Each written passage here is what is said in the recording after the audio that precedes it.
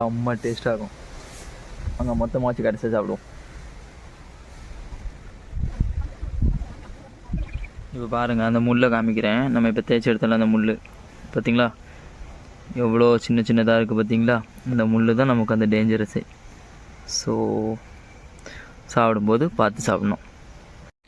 மக்களே, இப்போ பார்த்திங்கன்னா நம்ம வந்து அந்த பழத்துக்குள்ளே வந்து ஒரு ஸ்டார் முள்ளுன்னு ஒன்று சொன்னேன் இல்லையா, அந்த ஸ்டார் முள்ளை இப்போ உங்களுக்கு காமிக்க போகிறேன். அந்த ஸ்டார் முள் எப்படி இருக்குன்னு பாருங்கள். ஓகேவா, இது எந்தளவுக்கு டேஞ்சர்னு நான் உங்களுக்கு சொல்கிறேன் பாருங்கள்.